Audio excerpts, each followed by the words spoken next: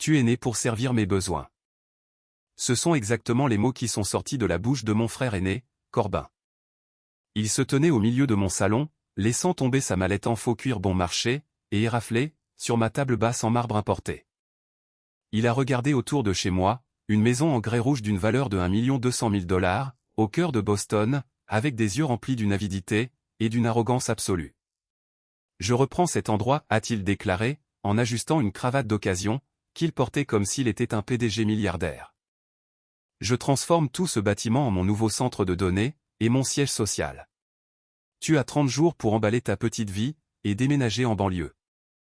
Je suis resté là, le cerveau complètement déconnecté, pendant 10 bonnes secondes. Le seul son dans la pièce était le ronronnement de ma climatisation centrale. Puis, mon téléphone a sonné. C'était ma mère. J'ai répondu sur haut-parleur, sans jamais quitter des yeux le visage suffisant de Corbin. Maman n'a même pas dit bonjour. Elle a juste soupiré. Ce soupir lourd, et dramatique, qu'elle utilise toujours, quand elle s'apprête à me forcer à me soumettre. Van, a-t-elle dit, la voix dégoulinante d'une douceur artificielle, ton frère est là, n'est-ce pas? Nous avons besoin que tu fasses la bonne chose, pour une fois. La famille soutient la famille. Corbin est destiné à la grandeur, et tu dois soutenir sa vision. J'ai senti ma poitrine se serrer. Ce n'était pas une mauvaise blague. C'était une attaque coordonnée. Je m'appelle Vaughn. J'ai 31 ans, et je travaille comme responsable des risques d'entreprise, pour un cabinet d'assurance massif. Toute ma carrière est basée sur l'analyse des menaces, le calcul des probabilités, et la construction de défenses contre les défaillances catastrophiques. Mais la plus grande menace pour ma vie se tenait juste devant moi, portant un mauvais costume, et sentant l'eau de Cologne bon marché. Corbin a 28 ans. Il se qualifie de conseiller stratégique Web3 et métavers. En réalité, c'est un parasite chômeur, avec des montagnes de dettes, et un ego de la taille de Jupiter. J'ai regardé les parquets en acajou, que j'avais passé des semaines à restaurer. J'ai regardé le système d'éclairage intelligent, que j'avais câblé moi-même, après avoir travaillé 80 heures par semaine, pendant des années. Cette maison était mon sanctuaire. C'était le seul endroit au monde où je me sentais en sécurité, où j'avais l'impression que mon travail acharné comptait vraiment. Et maintenant, ce parasite se tenait ici, exigeant que je la lui cède, parce que mes parents l'avaient convaincu qu'il était un génie incompris. « Est-ce que tu es complètement fou ?» ai-je demandé, la voix dangereusement basse. « Je ne te donne pas ma maison. » Corbin a levé les yeux au ciel, et a poussé un rire sec. « Donner ? Qui a parlé de donner ? J'optimise les actifs de notre famille. Tu n'es qu'un exécutant, Vaughn. Tu es assis dans un box. Moi, je suis un visionnaire. J'ai besoin d'un espace qui reflète mon empire à venir. Cette maison est gaspillée avec toi. J'en ai besoin pour sécuriser le financement des investisseurs. Tu es né pour servir mes besoins. Alors, efface-toi, et laisse le vrai talent prendre le dessus. L'audace pure de ces mots m'a frappé comme un coup de poing physique. J'ai regardé le téléphone dans ma main. Maman, ai-je dit, en essayant de garder une voix stable, tu ne peux pas être honnêtement d'accord avec cette folie furieuse. Van, n'utilise pas ce ton avec nous. La voix de mon père a soudainement résonné en arrière-plan de l'appel. Ton frère a un plan, un vrai plan. Il a juste besoin d'une base solide. Tu as toujours été si égoïste avec ton argent, et tes affaires. Il est temps que tu renvoies l'ascenseur. Si tu ne lui donnes pas la maison, tu détruis activement son avenir. J'ai raccroché le téléphone. Je n'ai pas dit au revoir. J'ai juste appuyé sur le bouton rouge, et glissé le téléphone dans ma poche. Corbin me souriait avec arrogance. Il pensait vraiment avoir gagné. Il croyait sincèrement que le simple fait d'exiger ma maison de 1 200 000 $ la lui rendrait acquise, juste parce que nos parents le soutenaient. Sors, ai-je dit. Corbin a cligné des yeux, son sourire s'effritant légèrement. Quoi? J'ai pointé du doigt la lourde porte d'entrée en chêne. J'ai dit, sors de ma maison, avant que j'appelle la police, et que je te fasse expulser pour violation de domicile. Tu as exactement 1 minute pour ramasser ton sac poubelle de mallette, et franchir cette porte. Tu ne peux pas faire ça, s'est-il emporté, le visage devenant rouge foncé. Maman et papa ont dit que tu essaierais de nous faire ce coup égoïste. Tu me dois ça, Vaughn. On t'a toujours tout servi sur un plateau. Servi sur un plateau? J'ai fait un pas en avant, réduisant la distance entre nous. Mes mains tremblaient, non pas de peur, mais d'une rage si profonde, et si ancienne, qu'elle semblait me brûler les côtes. Je l'ai pratiquement poussé hors de la porte, en jetant sa mallette sur le perron. J'ai claqué la porte, et verrouillé les 3 verrous. Je me suis appuyé contre le bois froid, le cœur battant la chamade contre mes côtes. J'ai regardé autour de cette maison pour laquelle j'avais saigné. Corbin ne voulait pas seulement un bâtiment. Il voulait détourner toute ma vie. Mais ce qu'il ne réalisait pas, c'est que je n'étais plus le sac de frappe silencieux, et obéissant, que j'étais autrefois. Je savais exactement comment ma famille fonctionnait, et je savais que ce n'était que le début. Je me demandais jusqu'où ils étaient prêts à aller pour me détruire, afin de le favoriser. Debout dans le couloir silencieux de ma maison, la lourdeur du silence se faisait sentir. L'adrénaline s'estompait lentement, me laissant un goût métallique, et amer, dans la bouche. Mon esprit a commencé à dériver vers le passé, entraîné dans les eaux sombres de mon enfance. Si vous voulez comprendre pourquoi mon frère se sentait le droit de posséder une propriété de $1 million, et pourquoi mes parents trouvaient tout à fait normal qu'ils l'exigent, vous devez traverser le musée de la douleur qu'ils ont construit pour moi au cours des 2 dernières décennies. Dans ma famille, il y avait une hiérarchie stricte. Corbin était l'enfant roi, le soleil autour duquel mes parents gravitaient. J'étais l'enfant invisible, l'ombre, la roue de secours dont on ne se souvient que lorsque quelque chose tourne mal. J'ai appris très tôt que mes réussites étaient des menaces pour l'ego de Corbin, et que mes échecs étaient les seules choses qui mettaient mes parents à l'aise. La pièce numéro 1 de mon musée de souvenirs était mon 18e anniversaire.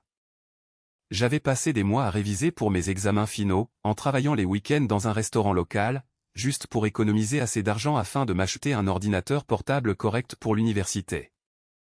Je suis rentré ce soir-là épuisé, m'attendant au moins à un petit gâteau, ou à un joyeux anniversaire de la part de mes parents. Au lieu de cela, je suis entré dans une maison vide, et sombre. Il y avait un mot collé sur le comptoir de la cuisine. Il disait, au poste de police avec Corbin, le dîner est au frigo. Corbin avait décidé de prendre la voiture de mon père pour faire une course de rue, et l'avait encastrée dans une bouche d'incendie. Mes parents ont passé tout mon anniversaire, et tout le week-end, à le faire sortir sous caution, à payer des amendes, et à le couver parce qu'il était soi-disant traumatisé par le déclenchement du coussin gonflable. Quand ils sont enfin rentrés à la maison, ils ne m'ont même pas regardé. Ma mère s'est juste plainte des frais de justice. J'ai mangé un morceau de poulet froid resté là, dans le noir, officiellement adulte, totalement invisible. La pièce numéro 2 était le jour où j'ai reçu ma lettre d'admission à l'université. J'avais obtenu une bourse d'études académiques complète pour une université prestigieuse. C'était mon billet de sortie. C'était la preuve que mes nuits blanches, et mes études sans fin, avaient une valeur. J'ai fièrement posé la lettre sur la table de la salle à manger, pendant que mes parents prenaient leur petit déjeuner. Mon père, Orson, a jeté un coup d'œil au logo, a lu la première ligne, et l'a repoussé. « C'est bien, Van, a-t-il murmuré, sans même lever les yeux de son café. Juste de l'intelligence livresque, cela dit. Tu es juste un intello. Le vrai succès vient du leadership, et de l'intelligence de la rue. C'est ce que Corbin a. Corbin est un leader né.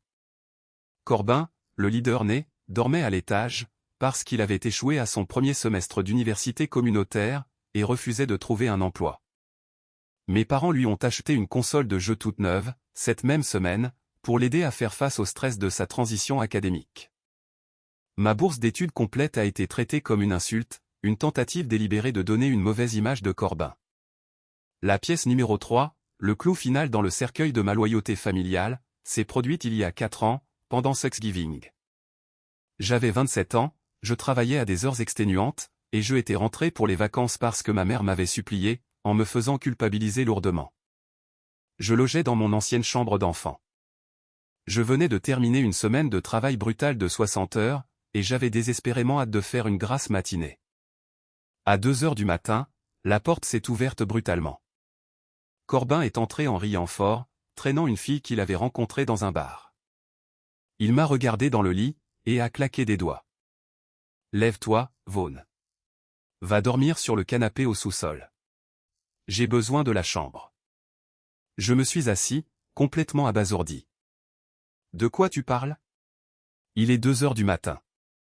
Corbin a levé les yeux au ciel. J'ai de la compagnie. J'ai besoin du lit. Bouge. Le vacarme a réveillé ma mère. Elle est montée, a vu la situation, et a immédiatement dirigé son regard noir vers moi. Vaughn, sois raisonnable, a-t-elle chuchoté durement.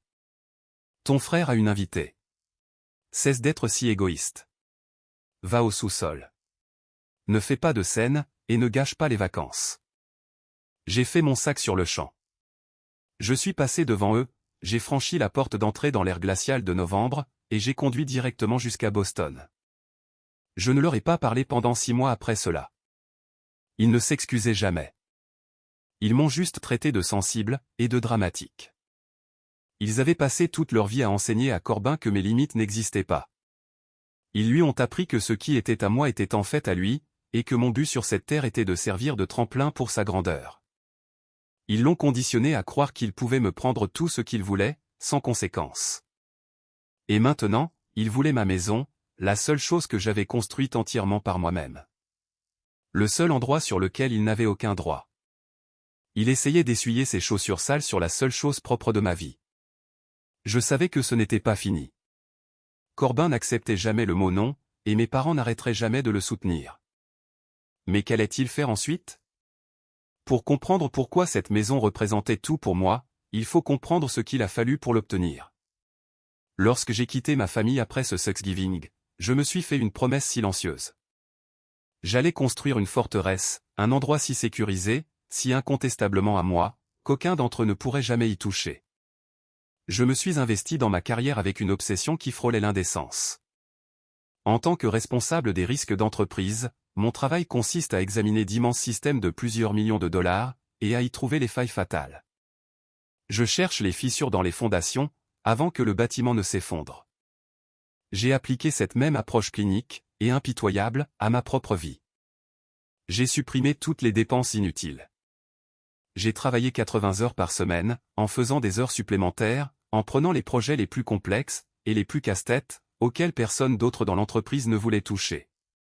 Tandis que Corbin sautait d'un projet douteux pour s'enrichir rapidement à un autre, je gravissais régulièrement les échelons de l'entreprise. Pendant qu'il maximisait ses cartes de crédit pour acheter des baskets de créateurs, et de fausses montres Rolex afin de paraître prospère sur les réseaux sociaux, je vivais dans un studio minuscule, et étriqué, en mangeant des nouilles bon marché, et en économisant le moindre centime. J'ai vu mon compte bancaire augmenter lentement, mais sûrement. Il a fallu des années d'une discipline absolue. Mais le jour est enfin venu. Je l'ai trouvé dans le quartier historique de Boston. Une belle maison en grès rouge, légèrement délabrée, avec des murs en briques apparentes, de gigantesques fenêtres, et une structure incroyable.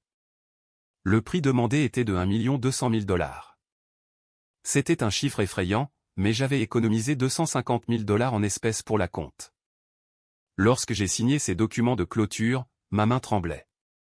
Pour la première fois de toute ma vie, je possédais quelque chose qui était vraiment, incontestablement à moi. J'ai passé les 18 mois suivants à en faire un chef-d'œuvre. J'ai tout modernisé. J'ai installé un système domotique de pointe. Chaque serrure, chaque lumière, chaque caméra était connectée à un serveur sécurisé, que je contrôlais depuis mon téléphone. J'ai posé de nouveaux parquets en bois franc, peint les murs, et sélectionné soigneusement chaque meuble. Ce n'était pas juste une maison. C'était la manifestation physique de mon indépendance. C'était mon sanctuaire. C'est également à cette époque que j'ai rencontré Marin. Marin est psychologue scolaire, et elle est tout l'opposé de ma famille. Là où ils sont chaotiques, exigeants, et toxiques, elle est calme, observatrice, et incroyablement posée. Elle a compris mon besoin de sécurité. Elle ne m'a jamais poussé à reprendre contact avec mes parents, et elle a vu clair dans le jeu de Corbin, la seule fois où elle l'a rencontré brièvement. Elle a apporté de la chaleur dans ma forteresse, la transformant d'un bunker sécurisé en un véritable foyer. Pendant ce temps, la vie de Corbin était un désastre spectaculaire en ralentissant. Il a lancé un jeton de crypto-monnaie qui s'est effondré à 0 en 3 jours. Il a créé une entreprise de dropshipping, qui a entraîné d'énormes rejets de débit, et des menaces de poursuites judiciaires. Il se qualifiait de fondateur, de visionnaire, de perturbateur. Mais à chaque échec, mes parents étaient là pour le rattraper. Ils ont payé ses dettes. Ils l'ont laissé vivre dans leur sous-sol, sans payer de loyer. Et ils ont constamment entretenu ses illusions. Ils l'ont convaincu qu'il n'avait pas échoué, mais que le monde n'était simplement pas prêt pour son génie. Je pensais que mon indépendance financière me protégerait. Je pensais qu'en construisant ma propre vie, loin d'eux, je serais immunisé contre leur folie. Je me trompais. Le succès est un phare. Et dans ma famille, toute lumière que vous projetez ne fait qu'attirer les parasites. Mes parents ne voyaient pas ma maison comme le symbole de mon travail acharné, mais comme une ressource inexploitée pour Corbin. 3 jours seulement après que j'ai mis Corbin à la porte de chez moi, j'ai reçu un message de mon père. Nous organisons un dîner de famille obligatoire ce dimanche. Tu seras là. Nous devons discuter de l'avenir de l'entreprise de ton frère, et de ton rôle dans celle-ci. Ne nous fais pas honte en te cachant. J'ai fixé l'écran pendant un long moment. Marin, qui était assise sur le canapé en train de lire un livre, a levé les yeux, et a remarqué mon expression. « Qu'est-ce qu'il y a » a-t-elle demandé doucement. Je lui ai tendu le téléphone. Elle a lu le message, et a soupiré. « Tu n'es pas obligé d'y aller, Van. Tu peux simplement les bloquer. » J'ai secoué la tête. Non. Si je les ignore, ils vont surenchérir. Ils vont revenir ici. Je dois y aller. Je dois les regarder dans les yeux, et mettre fin à cela définitivement. Je dois voir exactement quel genre de folie ils préparent. Cette maison était ma ligne rouge. Je l'avais tracée dans le sable, bien épaisse, et profonde. Mais je connaissais ma famille. Ils faisaient chauffer le bulldozer, prêts à foncer dedans. Je ne réalisais tout simplement pas à quel point leur plan était insensé, jusqu'à ce que j'entre dans cette salle à manger, ce dimanche-là. Quel genre de piège me tendait-il ? Le dimanche soir est arrivé. Je me suis garé devant la maison de mes parents, un modeste pavillon de banlieue qui servait actuellement d'incubateur aux illusions de Corbin. J'ai pris une profonde inspiration, enfilant mentalement mon armure. Je me suis promis de rester calme, analytique, et froid. Je ne les laisserai pas provoquer ma colère. J'ai franchi la porte d'entrée, et j'ai immédiatement eu l'impression de mettre les pieds dans une réalité alternative. La table de la salle à manger avait été poussée sur le côté. À la place, Corbin avait installé un projecteur, diffusant une présentation PowerPoint massive sur le mur du salon. Le titre disait, en lettres géantes et agressives, « Intégration Web 3 synergique, maximiser les actifs familiaux pour un impact mondial exponentiel ». Corbin se tenait à côté du projecteur, portant un autre costume bon marché, et tenant un pointeur laser. Ma mère, Daphné, s'est précipitée vers moi, m'attrapant le bras avec une prise désespérée, et maniaque. « Van, Dieu soit loué, tu es là. S'il te plaît, garde l'esprit ouvert. Ton frère a travaillé sur cette présentation toute la semaine. C'est brillant. » Mon père, Orson, était assis dans un fauteuil inclinable, sirotant un verre de whisky bon marché, en hochant la tête solennellement. « Assieds-toi, Vaughn. Écoute ton frère. » Je ne me suis pas assis. Je suis resté debout, les bras croisés, près de l'entrée. « Finissons, ai-je dit platement. Corbin a appuyé sur un bouton de la télécommande. La diapositive a changé pour laisser place à une photo de ma maison, mon sanctuaire de 1 200 000 $. Il avait apparemment pris des photos depuis la rue, et il y avait plusieurs clichés de l'intérieur, qu'il avait dû prendre en secret lors de sa précédente visite forcée. L'image était recouverte de graphiques néons, et de flèches. « Bienvenue dans le futur » a commencé Corbin, la voix dégoulinante d'une confiance non méritée. Le paysage numérique évolue. Intégration du métavers, finances décentralisées, synergie de la blockchain pilotée par l'intelligence artificielle. C'est la nouvelle frontière. Mais un véritable empire technologique ne peut pas être géré depuis un sous-sol de banlieue. Il exige un siège social qui respire le pouvoir, l'innovation, et l'élite. Il a de nouveau cliqué sur la télécommande. Un plan de ma maison est apparu. Il avait réellement pris le temps d'étiqueter mes pièces. Il a pointé le laser vers ma chambre principale. Ceci, a-t-il déclaré, sera la suite stratégique exécutive. Le salon sera l'espace de développement en concept ouvert. La cuisine sera le centre de bien-être, et de réseau. J'ai poussé un rire sec, et involontaire. Tu te moques de moi ?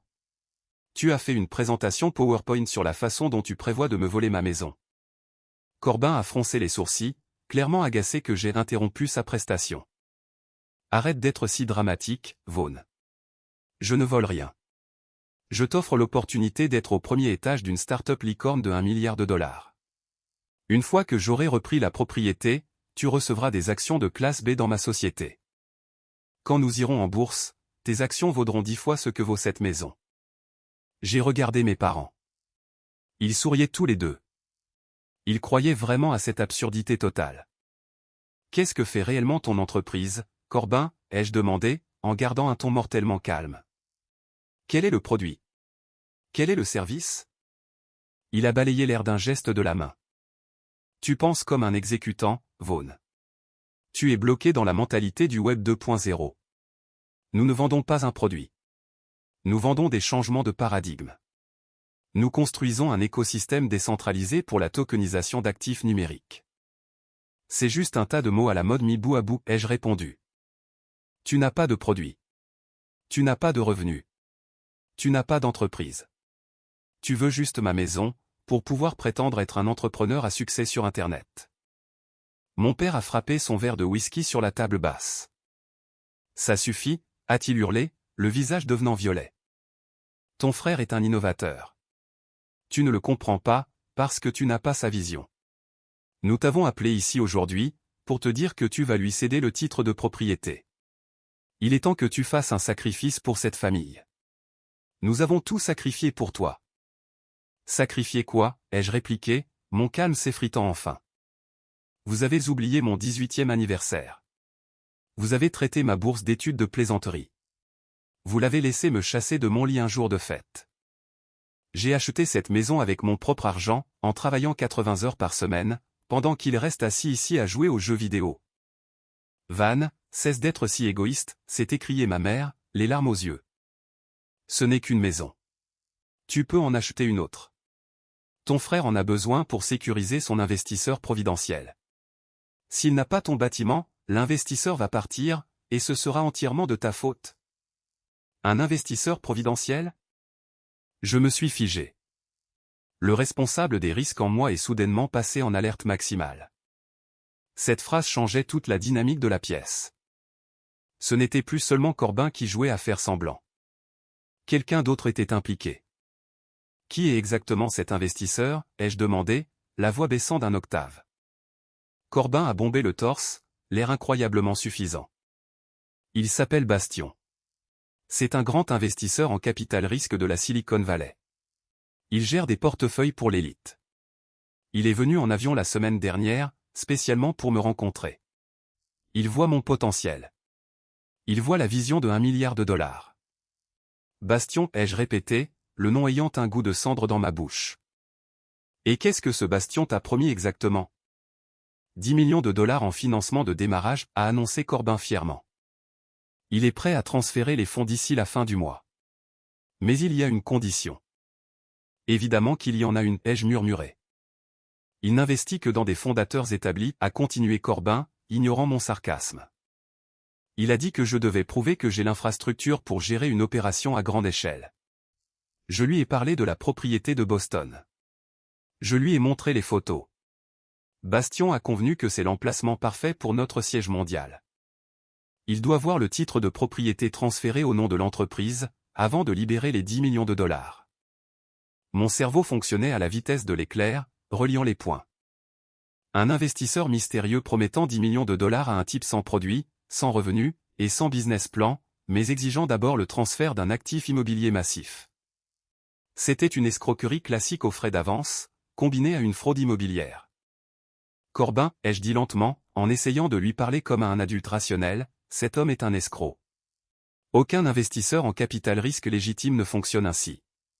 Il ne se soucie pas de ta maison.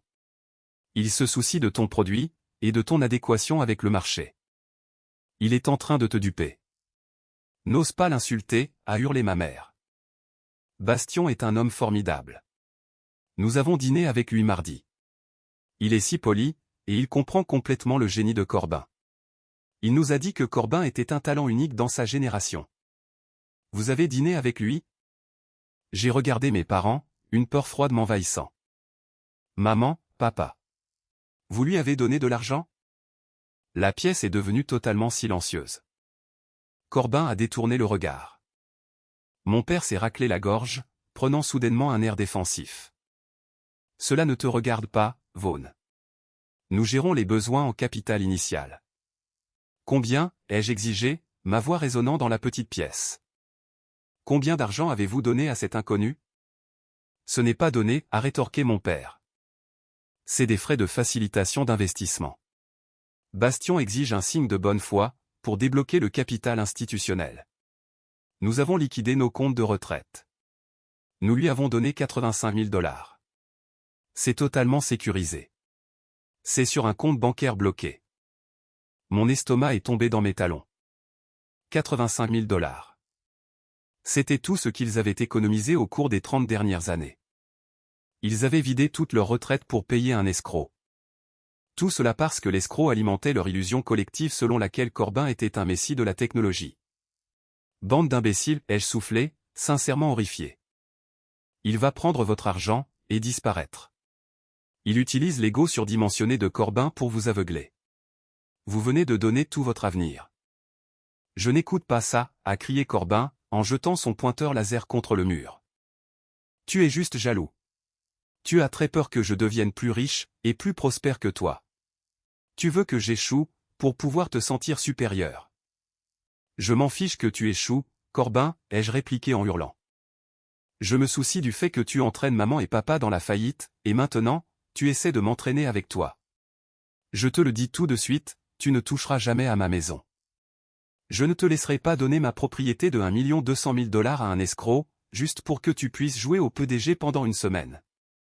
Mon père s'est levé, le visage déformé par une rage pure. Espèce de petit ingrat. Nous t'avons donné la vie. Nous t'avons élevé. Tu nous dois le respect. Si tu ne cèdes pas cette propriété à ton frère d'ici vendredi, nous engagerons des poursuites judiciaires contre toi. Nous te poursuivrons pour tout ce que tu possèdes. J'ai regardé les trois. Ils étaient complètement déséquilibrés. Ils étaient si profondément ancrés dans l'escroquerie, si désespérés que ce fantasme soit réel, qu'ils étaient prêts à me détruire pour le protéger. Vous voulez me poursuivre, ai-je dit, la voix étrangement calme. Bonne chance. Je suis sorti de la salle à manger. Je n'ai pas regardé en arrière. Tandis que je reconduisais vers Boston dans le noir, mon esprit tournait à plein régime. J'étais responsable des risques d'entreprise.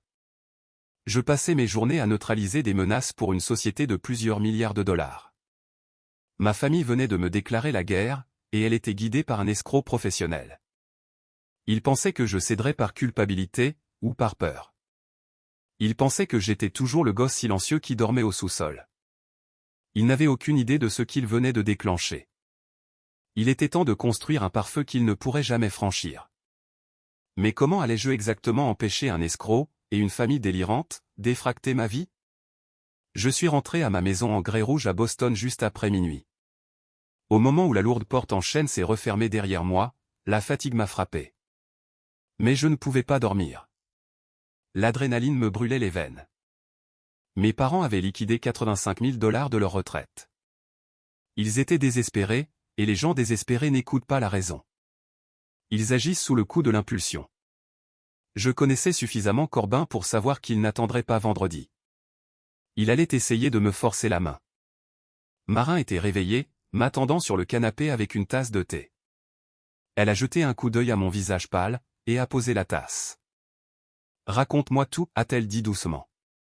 Je me suis assis, et j'ai déversé toute cette histoire insensée.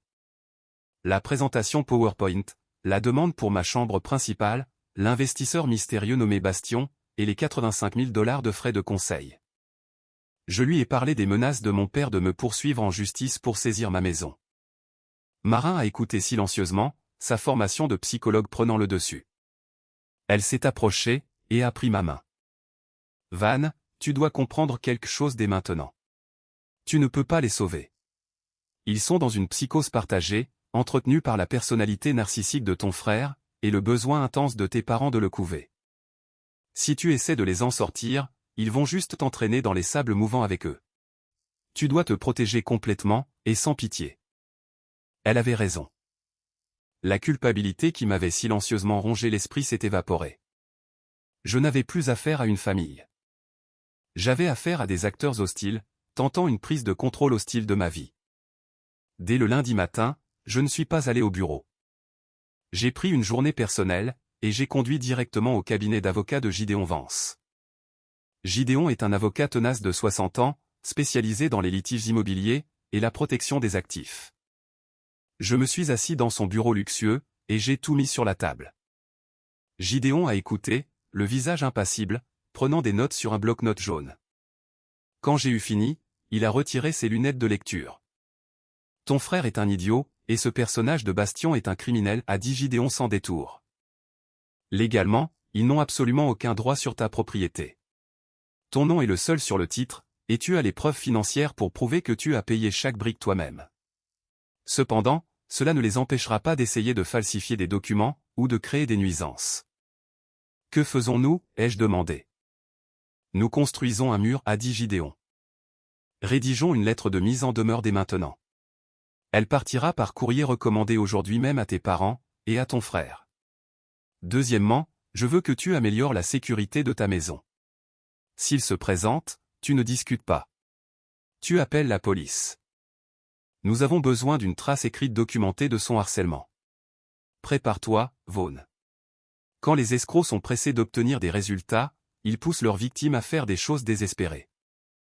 J'ai quitté le bureau de Gideon avec un sentiment de détermination froid et calculé.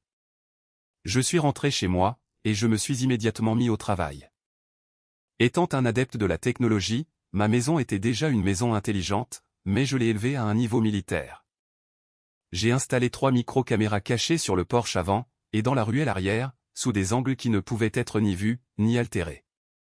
J'ai synchronisé chaque caméra avec un serveur cloud sécurisé, qui sauvegardait tout en temps réel. J'ai reprogrammé les serrures intelligentes des portes avant et arrière, pour exiger non seulement un code, mais aussi un scan biométrique depuis mon téléphone pour ouvrir. J'ai configuré des alertes de mouvement, qui me prévenaient la seconde où quelqu'un mettait le pied sur ma propriété. Ensuite, j'ai passé en revue ma vie numérique. J'ai sauvegardé chaque SMS, chaque message vocal, et chaque email que mes parents et Corbin m'avaient envoyé au cours des 5 dernières années. J'ai créé un dossier sécurisé intitulé « Menaces familiales ». Les preuves de leur manipulation, et de leur arrogance, étaient effarantes lorsqu'elles étaient vues toutes ensemble. Mercredi soir, le pare-feu était en place. J'étais assis à l'îlot de ma cuisine, buvant un café, en repassant des fichiers d'évaluation des risques pour le travail. Marin corrigeait des copies en face de moi. La maison était calme, paisible, le genre de paix pour laquelle j'avais lutté toute ma vie. Puis, mon téléphone a vibré violemment sur le comptoir en marbre. Ce n'était pas un SMS. C'était une notification prioritaire de mon application de sécurité domotique. Alerte, mouvement détecté à l'entrée principale. Alerte, tentative d'altération détectée sur la serrure principale. J'ai tapé sur l'écran, affichant le flux caméra en direct. La vision nocturne haute définition a montré exactement ce que j'attendais. Corbin se tenait sur mon porche d'entrée. Il n'était pas seul. À côté de lui se tenait un homme dans un costume bon marché, et mal ajusté, tenant un porte-bloc. Et dans la main de Corbin, brillant sous la lumière du porche, se trouvait un coupe-boulon robuste. Ils essayaient réellement d'entrer par effraction. Si cette histoire vous parle et vous fait bouillir le sang, pensez à soutenir la chaîne. Appuyez sur le bouton j'aime, abonnez-vous et dites-moi dans les commentaires d'où vous regardez aujourd'hui, que ce soit une ville, un état ou un pays spécifique. Chaque interaction aide plus de gens à découvrir ces histoires folles. Merci. J'ai fixé l'écran de mon téléphone, mon sang devenant complètement froid. Il était là, Corbin, mon frère enfant roi, debout sur mon porche à 9 h du soir. La caméra nocturne haute définition capturait le moindre détail de son visage suffisant et arrogant. L'homme à côté de lui transpirait abondamment, passant d'un pied sur l'autre. Il portait un costume beige bon marché, et tenait un porte-bloc en cuir serré contre sa poitrine. Et dans la main droite de Corbin se trouvait un énorme coupe-boulon en acier très résistant. Marin s'est penché sur mon épaule, son souffle se coupant dans sa gorge. Est-ce qu'il essaie vraiment d'entrer par effraction, a-t-elle chuchoté, incrédule. Je n'ai pas répondu. J'ai tapé sur l'icône du micro sur mon application domotique, réactivant le son du Porsche. Le bruit de la circulation de Boston s'est estompé à l'arrière-plan, remplacé par le son cristallin de la voix de mon frère. « Coupe cette foutue serrure », a sifflé Corbin, en désignant l'homme au costume beige. C'est ma propriété maintenant. Mes parents ont transféré le capital de démarrage, et l'investisseur a besoin du titre vérifié d'ici demain matin. Je ne vais pas attendre que mon lâche de frère me donne les clés. L'homme au costume a regardé nerveusement vers la rue. Je ne sais pas trop, Corbin. Tu as dit que ton frère avait signé les documents de transfert. S'il les a signés, pourquoi avons-nous besoin d'un coupe-boulon? En tant que ton conseil juridique, je te déconseille vivement l'entrée forcée. Il fait son mesquin, a rétorqué Corbin, en levant les yeux au ciel. Il est jaloux de mon succès. Il sait que ma société Web3 va me rendre milliardaire, et il essaie de retarder mon lancement par pure méchanceté. Reste là, et aie l'air officiel pendant que je me charge de la serrure. Les documents dans ta main prouvent que je possède ce bâtiment. J'ai fait un zoom sur le porte-bloc que l'homme tenait. Je pouvais à peine distinguer le titre en gras en haut de la feuille, accord de transfert de propriété. En bas, il y avait une signature. Cela ressemblait à ma signature, mais elle était incroyablement négligée. Il avait réellement falsifié mon nom sur un faux document juridique. Il prévoyait de s'introduire dans mon sanctuaire de 1 200 000 $, de changer les serrures, et d'utiliser un papier falsifié pour prétendre qu'il avait le droit d'être là. Il n'était pas seulement arrogant. C'était un criminel. Marin m'a regardé, les yeux grands ouverts. Appelle la police, Vaughn, tout de suite. Je n'ai même pas hésité. Mon système domotique disposait d'une ligne d'urgence directe. J'ai appuyé sur le bouton rouge sur mon écran. En moins de 3 secondes, un opérateur a répondu. J'ai calmement donné mon adresse, et déclaré que 2 hommes, dont un armé d'un coupe-boulon, tentaient activement d'entrer par effraction chez moi. Et que je les avais en vidéo en direct. Sur l'écran, Corbin a levé le coupe-boulon, essayant de coincer les mâchoires en acier autour de ma serrure intelligente renforcée. Il a grogné, luttant avec le poids de l'outil. Le faux avocat a fait un pas en arrière, l'air complètement paniqué. J'ai tapé sur le bouton du micro sur l'application, permettant à ma voix de projeter à travers les haut-parleurs cachés du Porsche. Souriez pour la caméra, Corbin. Corbin a sauté en arrière, faisant tomber le coupe-boulon avec un grand fracas métallique. Il a tourné la tête brutalement, fixant la porte d'entrée d'un air affolé. « Qu'est-ce que c'était que ça ?» a-t-il crié. « Vous êtes en train de commettre une violation de propriété privée », ma voix a résonné depuis les haut-parleurs du Porsche, froide et numérisée. La police est déjà en route. Vous avez environ 60 secondes avant qu'il ne tourne dans cette rue. L'homme au costume beige est devenu complètement blanc. Il a laissé tomber le porte-bloc sur le Porsche, a fait demi-tour, et a dévalé les marches. Il a couru sur le trottoir plus vite que je ne l'aurais cru humainement possible, disparaissant dans la nuit de Boston. Et, reviens ici, lui a crié Corbin, la voix fêlée par la panique. Il a regardé la porte, le visage déformé par la rage. Van, ouvre cette porte tout de suite. C'est mon siège social. Tu as signé le papier. Maman et papa vont te détruire pour ça. Je n'ai pas répondu. J'ai juste regardé l'écran. 40 secondes plus tard, les gyrophares rouges et bleus ont illuminé mon Porsche. 2 voitures de police se sont arrêtées en crissant des pneus devant ma maison. 4 policiers sont sortis, leurs lampes de poche aveuglant instantanément Corbin. Mettez-vous au sol. Mettez vos mains sur votre tête, a ordonné un policier. Corbin s'est figé, se protégeant les yeux. Attendez, attendez. C'est un malentendu, a-t-il bafouillé, son personnage de milliardaire confiant s'évaporant instantanément en une panique pure et pitoyable. Je possède ce bâtiment. Je suis un PDG dans la tech. Mon frère est juste confus. Regardez le papier. J'ai regardé un policier repousser le coupe-boulon d'un coup de pied, attraper Corbin par l'épaule, et le faire tourner pour le plaquer contre le mur en briques de ma maison. Le cliquetis métallique des menottes a résonné dans le flux audio. C'était le plus beau son que j'ai jamais entendu de toute ma vie. Je suis descendu, j'ai ouvert ma porte d'entrée, et je suis sorti sur le Porsche. « Connaissez-vous cet homme, monsieur ?» m'a demandé le policier principal. Malheureusement, oui, ai-je répondu, la voix ferme. C'est mon frère. Il vient d'essayer de s'introduire chez moi à l'aide d'un coupe-boulon, et il porte un faux titre de propriété. J'ai enregistré toute la scène sur mon serveur de sécurité. Corbin m'a lancé un regard noir, le visage pressé contre la brique, des larmes d'humiliation montant dans ses yeux. « Tu es mort pour moi, Vaughn » a-t-il hurlé, complètement hors de lui. « Tu ruines mon empire. » Je l'ai regardé, ne ressentant absolument rien. « Tu n'as jamais eu d'empire, Corbin. Tu n'avais que mon ombre. » Les policiers l'ont poussé à l'arrière de la voiture de patrouille. J'ai ramassé le porte-bloc tombé, en regardant ma signature mal imitée. La guerre avait officiellement commencé, et ma famille s'apprêtait à tout brûler pour protéger son enfant roi. Le temps que je finisse de donner ma déclaration officielle à la police, et de transmettre les fichiers vidéo numériques, il était près de 2 heures du matin. Corbin a été incarcéré à la prison du comté sous les inculpations de tentative de cambriolage, de violation de domicile, et de suspicion de faux et usage de faux, et comme c'était le week-end, il allait devoir rester dans une cellule jusqu'à lundi matin pour son comparution. Je me suis endormi en ressentant un sentiment de paix étrange. Mais cette paix a volé en éclats dès que le soleil s'est levé. Mon téléphone a commencé à vibrer sans arrêt sur la table de chevet. Je l'ai pris pour découvrir 47 appels manqués, et plus de 100 SMS. Mes parents avaient clairement reçu l'appel téléphonique du poste de police. Les SMS de ma mère, Daphné, étaient un mélange chaotique de supplications, de pleurs, et de menaces haineuses.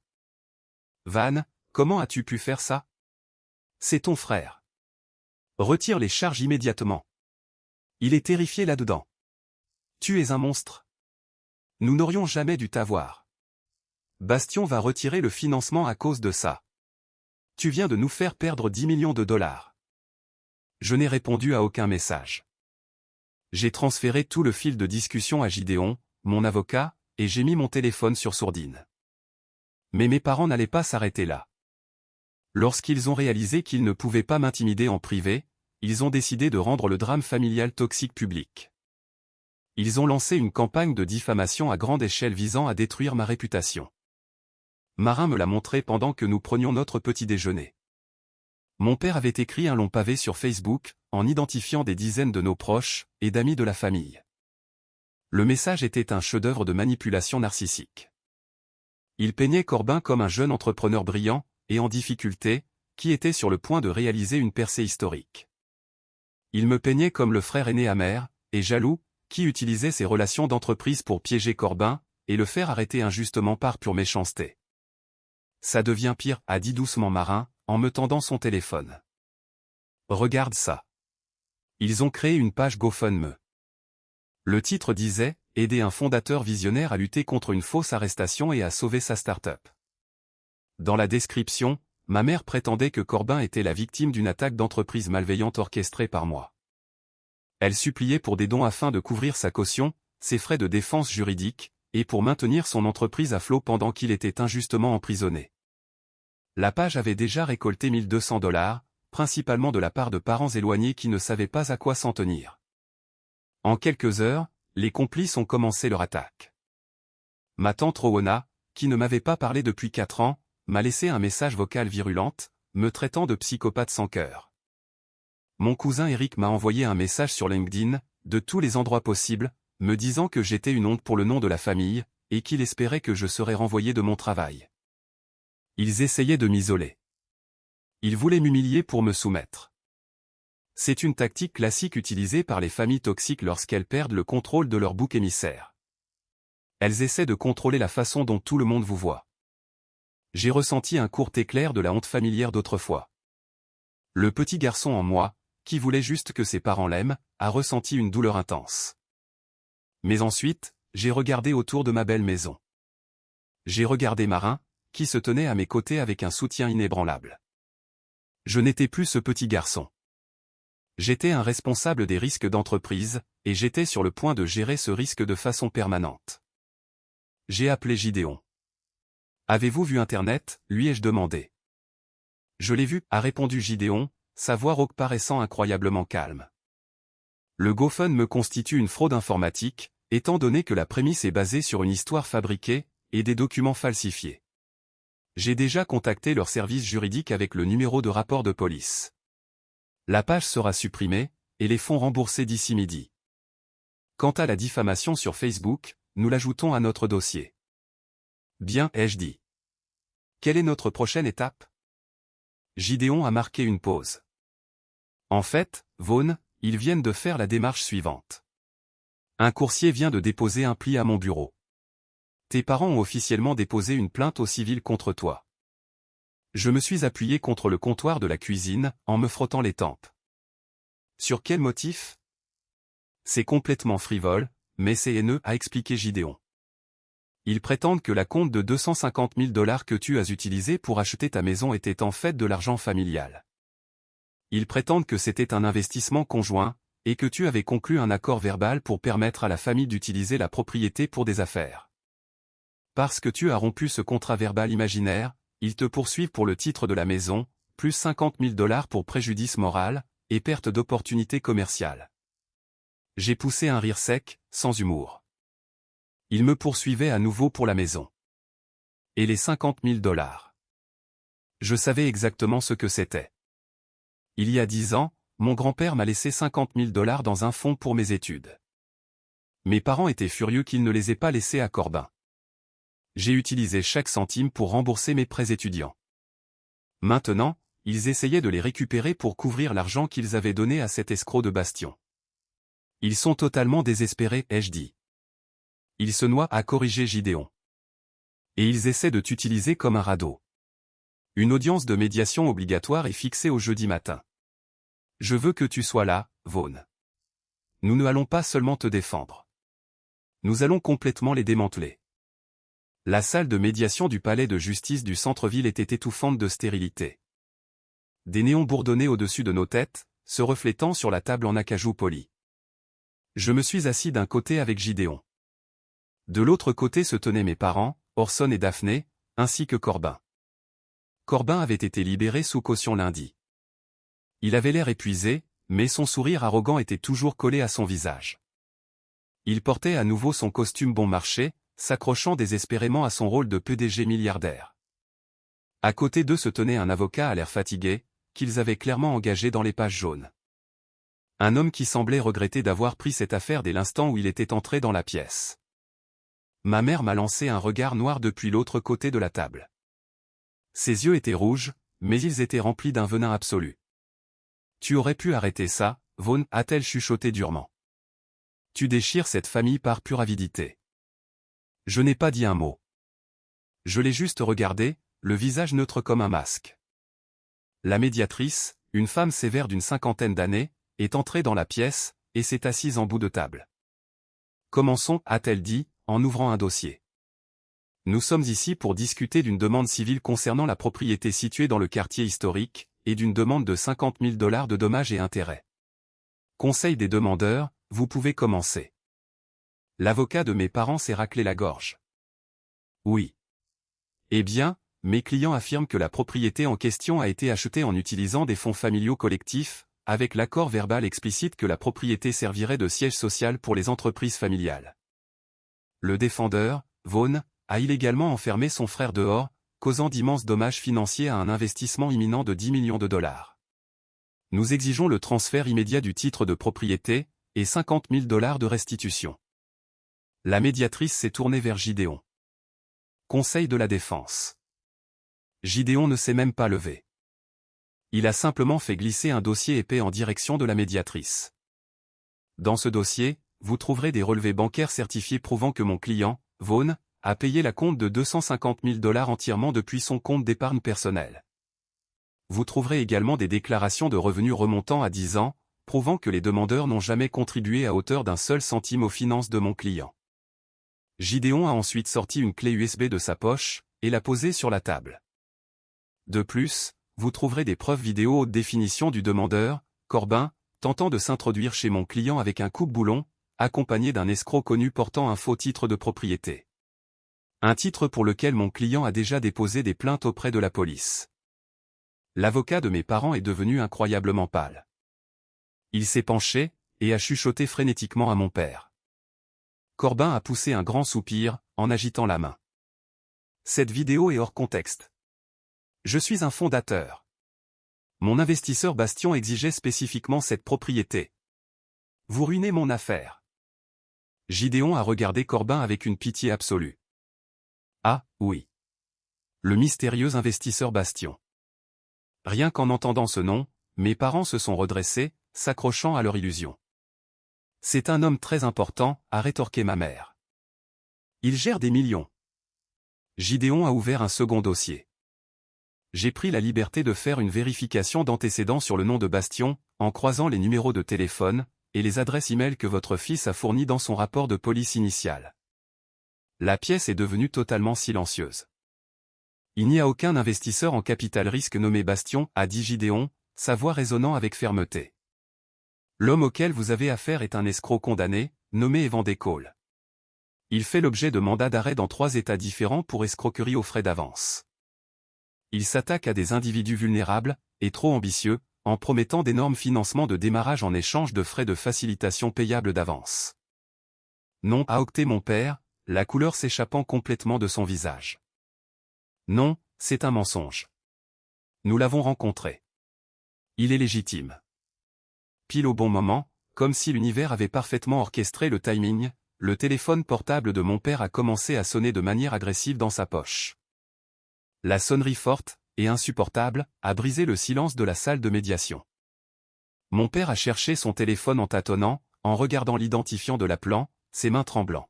« C'est ma banque » a-t-il chuchoté, la voix tremblante. « Réponds » ai-je dit doucement. Il a porté le téléphone à son oreille. « Allô ?» Il a écouté pendant quelques secondes. Le silence dans la pièce était si profond qu'on pouvait entendre la voix étouffée du représentant de la banque à travers le haut-parleur. Les yeux de mon père se sont grandement ouverts sous l'effet d'une terreur pure, et non dissimulée. Il a laissé tomber le téléphone sur la table. « Qu'est-ce qu'il y a, Orson » s'est écriée ma mère, en lui attrapant le bras. « Qu'est-ce qui ne va pas ?» Mon père a regardé Corbin, sa respiration devenant courte, et saccadée. « Le compte bloqué » a-t-il étouffé. Les 85 000 $. Ils ont disparu. La banque a dit que le compte a été vidé hier, et transféré à l'étranger. Le numéro de contact de Bastion est hors service. Corbin l'a fixé, la bouche s'ouvrant et se fermant comme un poisson hors de l'eau. Mais mes 10 millions, a-t-il bafouillé. Mon empire. La réalité de la situation a frappé la pièce comme une onde de choc physique. La grande illusion s'était effondrée. Il n'y avait pas d'empire technologique. Il n'y avait pas de statut de milliardaire. Il n'y avait qu'un trou dévastateur de 85 000 $ dans le fonds de retraite de mes parents, et un fils qui faisait face à des accusations criminelles pour une entreprise qui n'avait jamais existé. Gideon a fermé son dossier d'un coup sec. Je crois que cette médiation est terminée. Si vous poursuivez cette action en justice, nous porterons plainte à notre tour pour les frais d'avocat, préjudice moral, et diffamation. Bonne journée. Je me suis levé, ajustant ma veste. J'ai regardé les 3, complètement brisés, assis dans les cendres de leur propre arrogance toxique. Je suis sorti de la pièce en me sentant plus léger que je ne l'avais été depuis 31 ans. Merci à tous ceux qui ont suivi patiemment cette histoire folle jusqu'ici. Si vous êtes encore là, laissez un commentaire avec le mot bien pour que je sache que vous avez traversé ce drame judiciaire.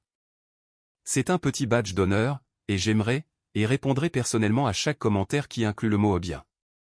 Les retombées de la salle de médiation ont été immédiates, et catastrophiques. L'avocat de mes parents les a officiellement abandonnés comme clients avant même qu'ils n'atteignent le parking du tribunal. Ils ne voulaient absolument rien avoir à faire avec une famille empêtrée dans une enquête fédérale pour fraude informatique. Pendant les 48 heures suivantes, mon téléphone est resté merveilleusement silencieux. Aucune menace, aucune exigence, aucun complice. Mais ce silence n'était pas paisible. C'était le silence d'un vide, d'une explosion massive aspirant tout l'oxygène de la pièce avant que l'onde de choc ne frappe. L'onde de choc est arrivée le samedi matin, sous la forme d'une vidéo virale. Marin est entré dans la cuisine en tenant sa tablette, le visage mêlé d'horreur et de fascination. « Van, tu dois voir ça. Corbin vient de publier un direct sur les réseaux sociaux. » J'ai pris la tablette. On y voyait Corbin assis dans le sous-sol sombre et humide de la maison de mes parents. Il ne portait plus son faux costume de milliardaire.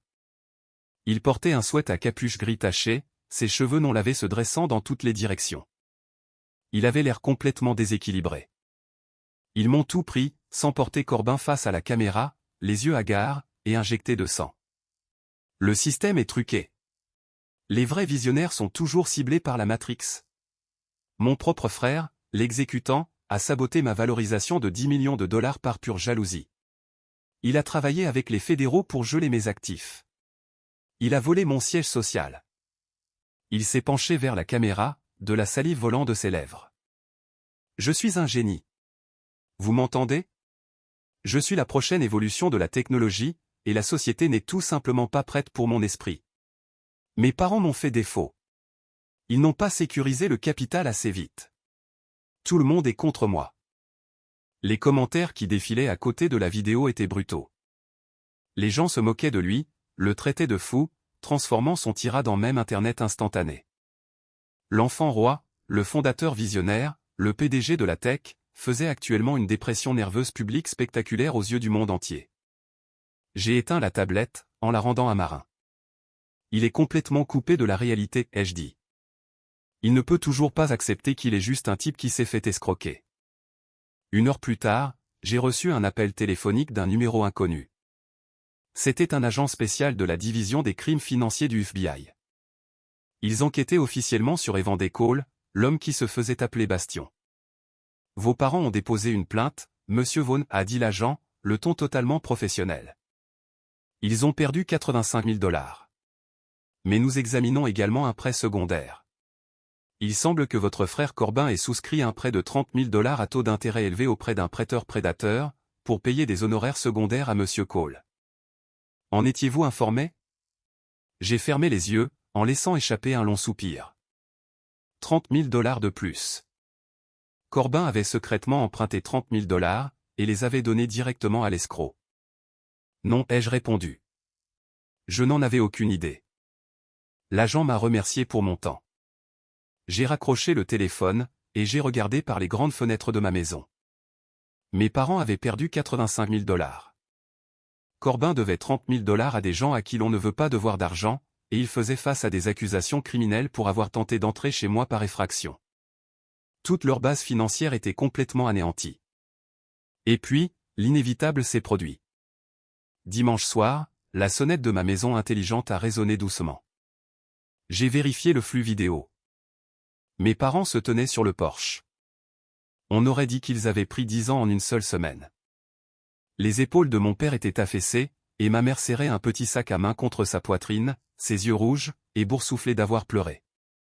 Je suis allé à la porte d'entrée, en prenant une profonde inspiration. Je ne l'ai pas ouverte en grand, juste assez pour les regarder à travers la lourde chaîne de sécurité.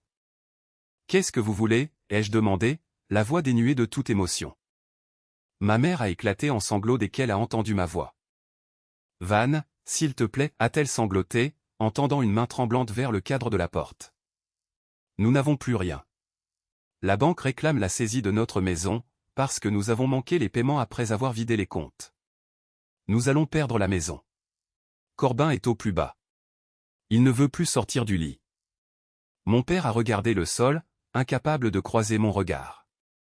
Mon fils, nous avons fait une erreur. Nous nous sommes laissés emporter par son enthousiasme. Nous voulions tellement qu'il réussisse. Nous te demandons ton aide. Juste un prêt temporaire pour couvrir l'hypothèque. Ou peut-être que nous pourrions rester dans tes chambres d'amis, jusqu'à ce que nous nous remettions sur pied. Nous sommes ta famille. Je suis resté là, à regarder les gens qui m'avaient élevé. Les gens qui avaient ignoré mes anniversaires, rabaissé mes réussites, et essayé de me voler cette maison même, il y a quelques jours à peine. Ils ne s'excusaient pas pour la façon dont ils m'avaient traité. Ils ne s'excusaient que parce qu'ils s'étaient fait attraper, et parce qu'ils n'avaient plus d'argent.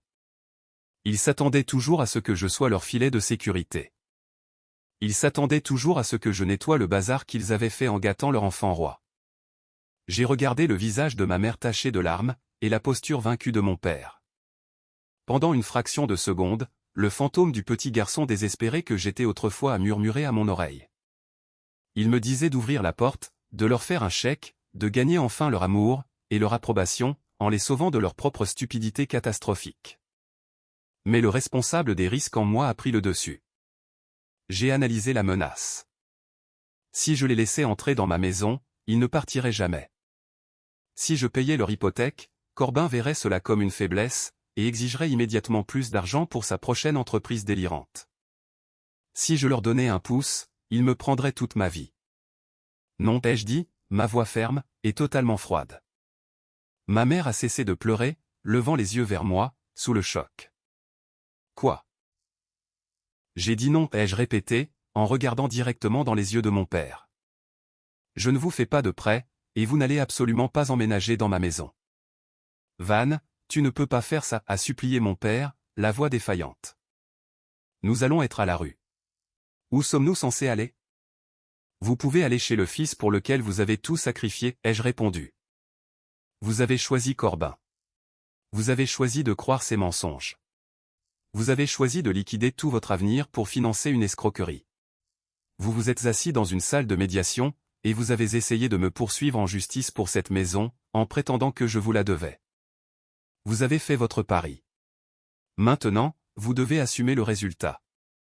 Mais il est malade, a hurlé ma mère, en s'agrippant au cadre de la porte. Il a besoin d'aide. Nous avons tous besoin d'aide. Tu as tellement de choses, Vaughn. Cette maison est gigantesque. Tu as un travail formidable. Pourquoi es-tu si cruel? Cruel? J'ai poussé un rire sec et amer. Vous voulez parler de cruauté? La cruauté, c'est d'oublier le 18e anniversaire de son fils pour faire sortir son enfant roi de prison. La cruauté, c'est de traiter ma bourse d'études complète de plaisanterie. La cruauté, c'est d'exiger que je cède la seule chose que j'ai construite par moi-même, juste pour que votre fils préféré puisse jouer à faire semblant. Je ne suis pas cruel, maman. Je vous traite enfin exactement de la même façon que vous m'avez traité toute ma vie. Van, s'il te plaît, a chuchoté mon père, des larmes coulant enfin sur ses joues ridées. Je suis désolé. Je suis tellement désolé. Je l'ai regardé, ressentant un vide douloureux dans la poitrine. Tu n'es pas désolé pour ce que tu m'as fait, papa. Tu es juste désolé que ton billet gagnant se soit révélé être un faux. J'ai fait un pas en arrière, me préparant à fermer la porte. Je bloque vos numéros. Ne revenez plus jamais dans cette maison. Si vous mettez le pied sur ma propriété, je vous ferai arrêter pour violation de domicile, tout comme je l'ai fait pour Corbin. J'en ai terminé. Vous n'êtes plus ma famille. Van, non. Attends, a crié ma mère, en tendant la main vers la porte. J'ai fermé la lourde porte en chaîne fermement, le son résonnant dans le couloir silencieux. J'ai enclenché les 3 verrous, les bruits secs servant de point final à notre relation. Je suis resté dans l'entrée pendant un long moment, mes mains tremblant légèrement. J'attendais que la culpabilité me frappe. J'attendais que le poids écrasant de l'abandon de mes parents me déchire, mais ce n'est jamais venu. À la place, j'ai senti une immense chaîne invisible se briser en deux. Je me sentais léger. Je me sentais incroyablement, incontestablement libre. Marin est entrée dans le couloir depuis le salon. Elle avait tout entendu. Elle n'a pas dit un mot. Elle s'est simplement approchée de moi, a entouré ma taille de ses bras, et a posé sa tête contre ma poitrine. Je l'ai serrée en retour, enfouissant mon visage dans ses cheveux, en respirant l'odeur de vanille, et d'un amour véritable, et inconditionnel. Nous sommes restés là dans mon sanctuaire, le silence de la maison nous enveloppant comme une couverture protectrice. Le bruit toxique de mon passé était enfin enfermé dehors, là où il devait être. J'avais tracé la limite ultime, et pour la première fois en 31 ans, je savais que ma forteresse était impénétrable. L'enfant roi était tombé. Les complices faisaient face à leur réalité, et le bouc émissaire invisible était enfin devenu le maître de sa propre vie. Mais l'univers a une drôle de façon d'équilibrer les choses. L'ironie de ce qui est arrivé à ma famille au cours des 6 mois suivants était une chose que même un responsable des risques comme moi n'aurait jamais pu calculer avec précision. 6 mois se sont écoulés depuis que j'ai fermé cette lourde porte en chaîne au nez de mes parents. Un demi-siècle de silence absolu, de zéro contact, de vivre enfin ma vie sans regarder par-dessus mon épaule en attendant la prochaine catastrophe familiale. Les conséquences de leur décision se sont déroulées exactement comme on pouvait s'y attendre lorsque le filet de sécurité est définitivement retiré. La maison de mes parents a été saisie. Entre les 85 000 $ qu'ils ont perdus au profit de l'escroc, et les frais de justice croissants pour la défense pénale de Corbin, ils se sont simplement retrouvés sans ressources. Ils ont été expulsés juste avant Thanksgiving. Ils vivent désormais dans un petit appartement d'une chambre, mal isolé, à la périphérie de la ville. Mon père, à 60 ans, a dû prendre un emploi d'hôte d'accueil dans un grand magasin de bricolage, juste pour payer l'électricité.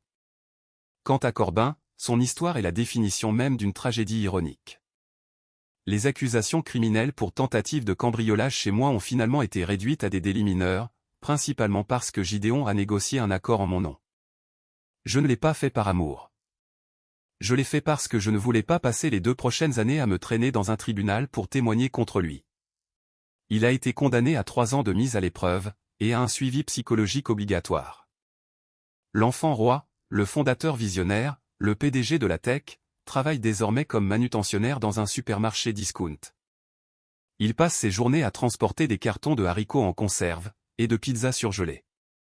D'après ce que j'ai entendu par le biais de la famille éloignée, il répète encore à quiconque veut l'entendre que le gouvernement, et les espions des grandes entreprises, lui ont volé son idée de $1 milliard.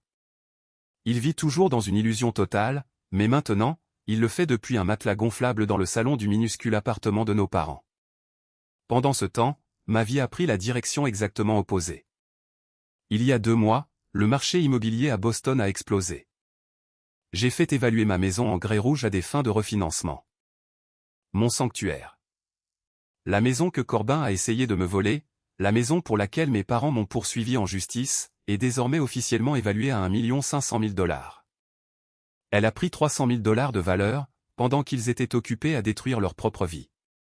Au travail, ma capacité à gérer des crises à fort stress a été reconnue par le conseil d'administration. J'ai été promu directeur principal de la gestion des risques d'entreprise, avec une augmentation de salaire massive, et des options d'achat d'actions qui sécurisent mon avenir financier de façon permanente. Mais la meilleure chose qui soit arrivée n'avait rien à voir avec l'argent, ou l'immobilier. Le mois dernier, j'ai emmené Marin dans un restaurant calme, et magnifique, donnant sur le port. Je me suis mis sur un genou, et je lui ai demandé de m'épouser. Elle a dit oui avant même que je puisse finir ma phrase. Nous prévoyons un petit mariage privé en Italie au printemps prochain. Aucun de mes proches de sang n'est invité. Ma vraie famille sera là, Marin, ses parents formidables, et les amis proches qui me soutiennent vraiment. Parfois, je m'assieds dans mon salon, en regardant la brique apparente, et l'éclairage intelligent que j'ai installé de mes propres mains. Je pense à la colère, et au ressentiment, qui me dévorait autrefois. Avant, je voulais me venger. Je voulais leur hurler dessus jusqu'à ce qu'ils comprennent enfin à quel point ils m'avaient fait du mal. Mais j'ai réalisé quelque chose de profond. La vengeance ultime n'est pas de crier. Ce n'est pas la représaille. La vengeance ultime, c'est la paix. C'est construire une vie si belle, si sûre, et si remplie d'amour sincère, que les personnes toxiques de votre passé ne peuvent même pas atteindre le premier échelon de votre échelle. Ils vivent dans le cauchemar qu'ils ont construit avec leur propre arrogance. Je vis dans le sanctuaire que j'ai construit de mes propres mains. J'ai survécu à l'enfant roi. J'ai survécu à ses complices, et j'ai survécu à la culpabilité. La porte reste verrouillée, et pour la première fois de ma vie, je suis exactement là où je suis censé être. Merci beaucoup d'avoir regardé cette histoire jusqu'à la fin. Beaucoup de gens dans ma famille éloignée me traitent encore de sans-cœur pour avoir laissé mes parents dans un minuscule appartement, alors que je vis dans une maison de plusieurs millions de dollars. Mais je veux vous poser la question, à vous qui m'écoutez, pensez-vous que je sois allé trop loin en coupant complètement les ponts avec eux, ou est-ce que protéger ma paix était le seul bon choix? Partagez vos pensées, ou vos propres expériences avec des dynamiques familiales toxiques, dans les commentaires ci-dessous. Si vous avez ressenti une connexion avec ce parcours, aimez la vidéo, et abonnez-vous à pour plus d'histoires sur la façon d'imposer ses limites, et d'obtenir justice. Jusqu'à la prochaine fois, restez forts, et protégez votre paix.